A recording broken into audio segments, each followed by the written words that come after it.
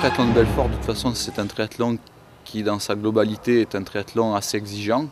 C'est un triathlon pour, on va dire, les costauds, quoi, hein, les rouleurs. Il y a énormément de faux plats, de changements de rythme. Le site de Malsaucy, c'est vraiment un site fabuleux. Il faut savoir que les Eurocaines de Belfort sont organisées sur le même site. Le lac est vraiment magnifique et il y a tout vraiment pour organiser une course splendide et un très beau triathlon.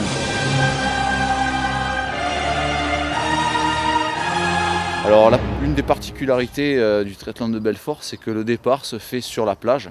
C'est vraiment très bien pour le spectacle. Les spectateurs peuvent voir vraiment de près les athlètes et puis voir réellement ce que c'est qu'un départ en triathlon, un départ massif. Donc ça c'est vraiment intéressant, c'est pas un départ immergé et les spectateurs ils peuvent presque toucher les athlètes au moment du départ, quoi. Ouais, il y a une sortie à l'australienne, c'est quelque chose qui est vraiment aussi fait pour le spectacle. On passe au plus près des spectateurs.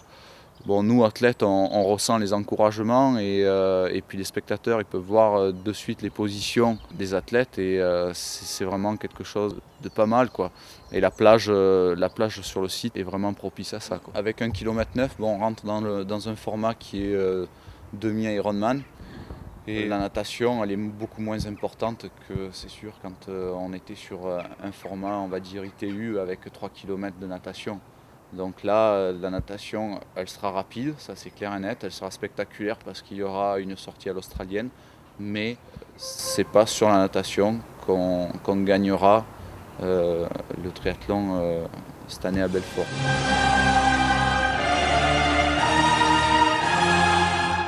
Une fois qu'on a passé la vallée de la Dolère, on se dirige directement vers le village de Sevennes. Et là, en fait, c'est vraiment le début de l'ascension du Ballon d'Alsace. C'est vraiment le côté le plus dur. Le début est pas vraiment difficile.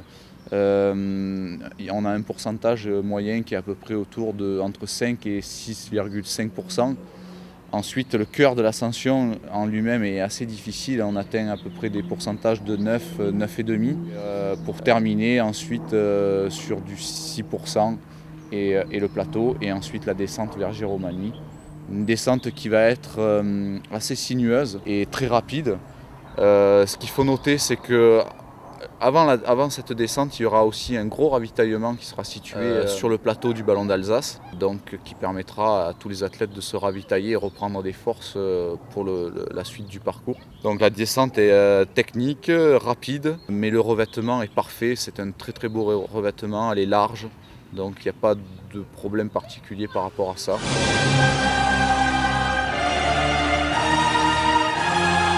Donc il y aura 2 boucles de 8 avec la petite ascension au milieu. Une fois qu'on sera sur le sommet, on attaquera une descente pour reprendre la partie, on va dire, roulante du parcours. Et ensuite, à l'issue de la deuxième boucle de 8, on partira sur une petite boucle de 5 km assez roulante.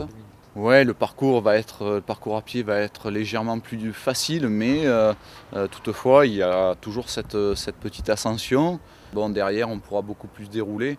Enfin, tout ce qui est chemin maintenant est devenu chemin carrossable, quoi. C'est vraiment un bon parcours où il n'y aura aucun problème de mauvais appui ou quoi que ce soit.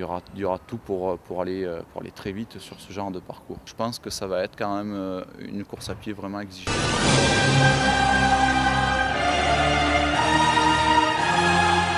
Alors, je pense que d'une manière générale, ce qui va vraiment jouer, ça va être le Ballon d'Alsace. Ça va être vraiment le clou du triathlon et le juge de paix, quoi, hein. C'est là que va se jouer, je pense, le triathlon de Belfort en 2010 dans le Ballon d'Alsace.